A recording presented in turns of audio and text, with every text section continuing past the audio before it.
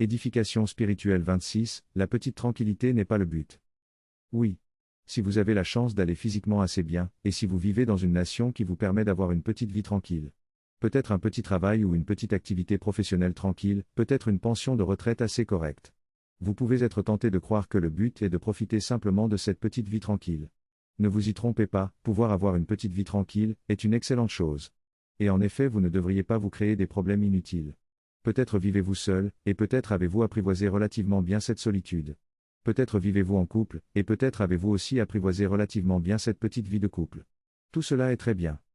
Mais, pensez-vous qu'il s'agit seulement de vous et de votre petite tranquillité? Vous. C'est votre personnalité humaine immédiate, et ces inerties auxquelles vous êtes en train de dresser un autel sacré.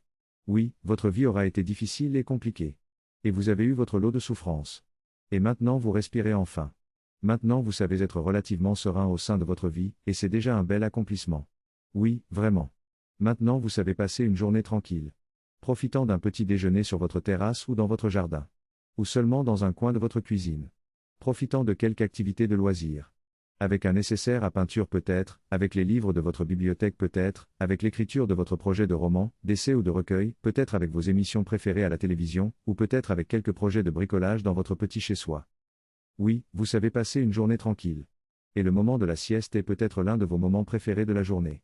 Avec une petite promenade dans l'après-midi déclinant, et l'anticipation d'un petit repas du soir selon vos saveurs du moment. Et c'est avec plaisir que vous flânez dans les réseaux et sur la toile. Et c'est avec plaisir que vous discutez avec quelques amis, avec lesquels vous avez pris à tisser une parole conçue seulement pour le bonheur de l'échange, une parole sans aspérité et sans saillie, une parole aussi sans profondeur et sans engagement, davantage occupée à brasser un peu de joie et de simplicité, plutôt qu'à conduire une réflexion exigeante. Pour une grande part, cette belle tranquillité procède de beaucoup de la force de la nation dans laquelle vous vivez, et pour une partie de votre propre capacité à vous contenter de peu pour vous sentir heureux. Et c'est un bel accomplissement. Oui, réellement. Mais si vous êtes capable de voir les choses au-delà de la pensée de votre personnalité immédiate, vous vous souviendrez que vous êtes un esprit immortel, et que vous n'êtes pas en incarnation seulement pour profiter d'une petite vie tranquille.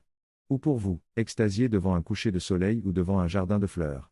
Vous êtes en incarnation parce que vous savez qu'au sein de la densité, vous pouvez disposer de la possibilité de travailler sérieusement au développement de la force de votre esprit. Maintenant que vous avez apprivoisé les termes d'une petite vie terrestre tranquille, vous devriez profiter de cette tranquillité de vie, pour investir davantage la pratique fondamentale, et pour travailler votre pratique fondamentale sans plus être distrait par les faux problèmes de l'incarnation. Lesquels faux problèmes vous avez appris à éviter, à désamorcer, à dissiper, à résoudre. Mettez la pratique fondamentale au centre de votre petite vie tranquille, ne laissez pas l'inertie de votre personnalité immédiate régner en maître dans votre vie. Le but n'est pas de vous satisfaire de votre petite vie tranquille, le but est de travailler pour l'impératif de l'esprit, au sein d'une vie terrestre simplifiée et épurée.